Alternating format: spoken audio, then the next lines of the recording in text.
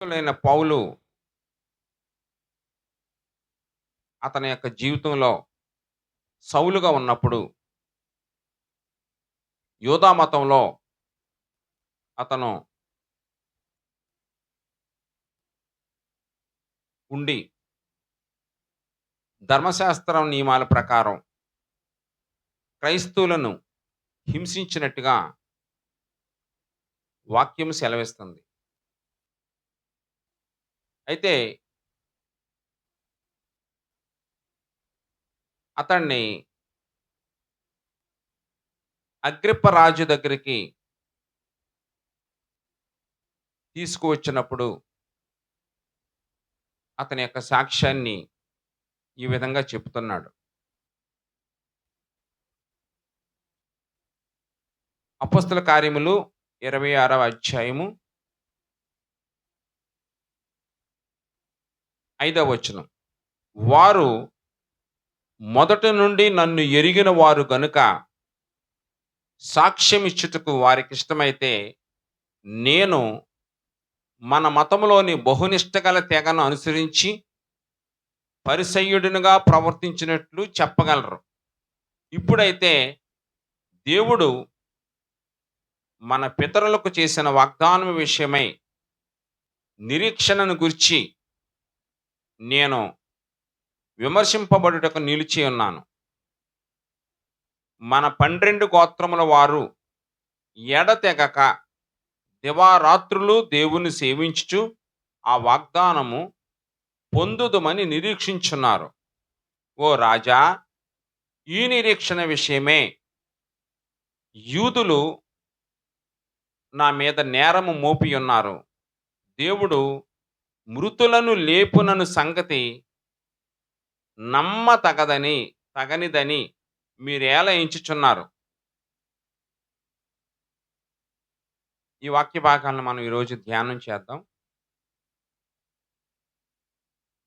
పౌలు Agrippa రాజుతో విభేదిస్తున్నాడు. తన పాత జీవితంలో ఉన్నటువంటి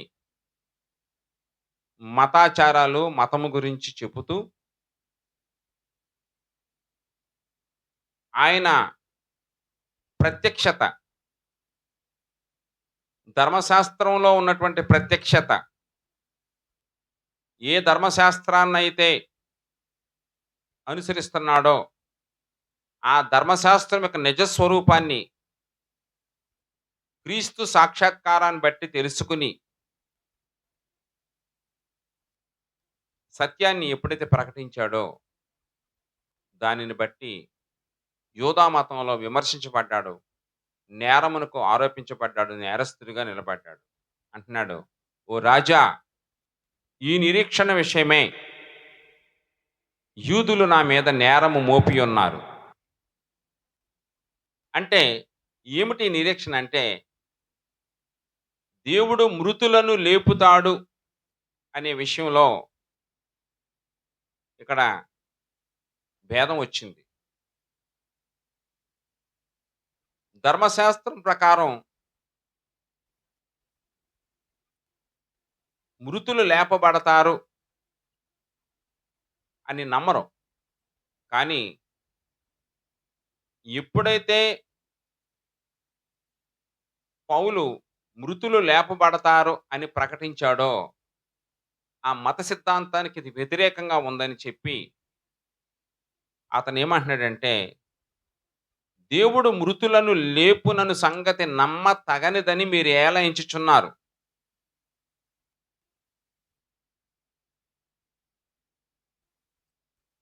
అని పౌలు వారితో విభేదిస్తూ తన యొక్క దర్శనాన్ని, క్రీస్తు ఏ విధంగా తనను దర్శించాడనే విషయాన్ని ఆయన క్రింద వచనాల్లో చెప్తున్నాడు.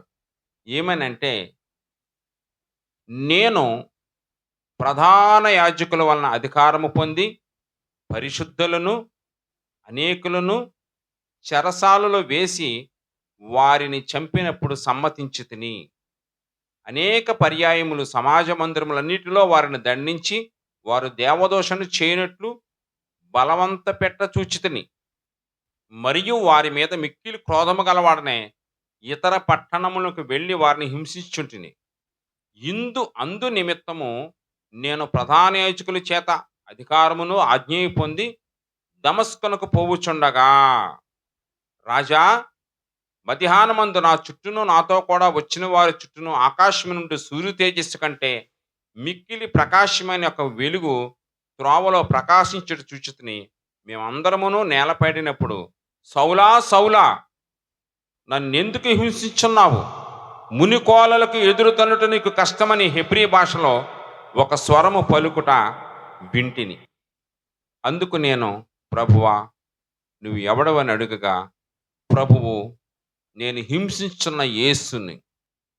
ఈ వాక్య భాగాలను బట్టి కూడా మనం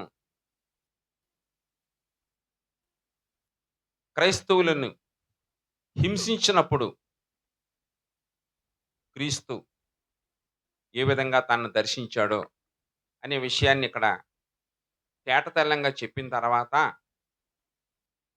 ప్రభు చెప్తున్న మాట, నీవు హింసించున్న యేసుని. యేసుక్రీస్తు వారు సౌలుని ఏ విధంగానైనా సరే అన్యజనులలో ప్రకటించబడటానికి ఆయన ఏర్పాటు చేసుకున్నాడు.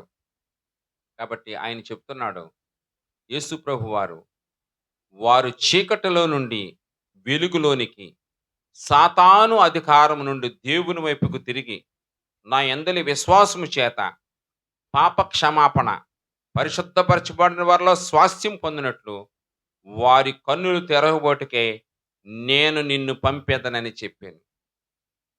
యేసుక్రీస్తు వారు స్వయంగా చెప్పినటువంటి ఈ మాటను బట్టి ఎవరైతే చీకటిలో ఉన్నారో వారందరూ వెలుగులోనికి, ఎవరైతే సాతాను అధికారంలో ఉన్నారో వారందరినీ దేవుని వైపుకి, విశ్వాసము చేత పాప క్షమాపణ, పరిశుద్ధపరచబడిన వారిలో స్వాస్థ్యం పొందినట్లు వారి కన్నులు తెరుచుటకు నేను వారి యొద్దకు పంపిదనని యేసుక్రీస్తు వారు చెప్పగానే, అవిధేయుడు కాకుండా మొదట దమస్కులోనికి, తర్వాత యెరూషలేములోని యూదులకు, తర్వాత అన్యజనులకు వారు మారు మనసు పొంది దేవుని తట్టు తిరిగి మారు మనసుకు తెగిన క్రియలు చేయవలనని ప్రకటిస్తూ వస్తున్నాను. ఈ హేతువు చేత యూదులు దేవాలయంలో నన్ను పట్టుకొని చంపుటకు ప్రయత్నం చేశారు అని పౌలు ఆ యొక్క సభలో తన యొక్క నిర్దోషతత్వాన్ని ప్రకటించుకుంటున్నాడు. ఈ లోకంలో క్రీస్తుకు వ్యతిరేకముగా ఉన్నటువంటి ఏ పని చేసినా ఈ సమాజం హర్షిస్తుంది. కారణం ఏంటంటే, క్రీస్తుకు వ్యతిరేకమైనది ఏది చేసినా ఈ సమాజం హర్షిస్తుంది. ఆనాడు యోధా మతం కూడా ఈ ధర్మశాస్త్రం నియమాలు పాటిస్తున్నటువంటి సౌలుని ఎంతగానో మెచ్చుకుని అతనికి ఒక ప్రత్యేకమైన పదవి ఇచ్చింది. ఎప్పుడైతే క్రీస్తు ఆయన జీవితంలో ప్రవేశించాడో యూదులందరికీ పౌలు శత్రువు అయిపోయాడు. కాబట్టి ఎవరైనా సరే ఈ లోకాన్ని విడిచిపెట్టి క్రీస్తు వైపుకి తిరిగితే వారి లోకానికి శత్రువులు అవుతారన్న సంగతి మీరు గ్రహించుకుని, అయినప్పటికీ సాతాను అధికారంలో నుంచి దేవుని అధికారంలోనికి, చీకటిలో నుంచి వెలుగులోనికి, అజ్ఞానంలో నుంచి జ్ఞానంలోనికి, మూఢనమ్మకాల నుంచి సత్యములోనికి మార్చాలంటే పౌలుతో యేసు ప్రభు చెప్పిన మాటలు మనం కూడా అన్వయించుకుని, ఆ రీతిగా పౌలుని ఆదర్శంగా తీసుకుని మన జీవితంలో సువార్త గురించి సిగ్గుపడకుండా, సువార్త దేవుని శక్తి అనే విషయాన్ని మనందరికీ చాటి చెప్పవలసినటువంటి బాధ్యత క్రైస్తవులుగా మనందరి మీద ఉందని ఈ సందర్భంగా మీకు మనవి చేస్తున్నాను. దేవుడి చిన్న వాక్యంను దీవించునుగాక.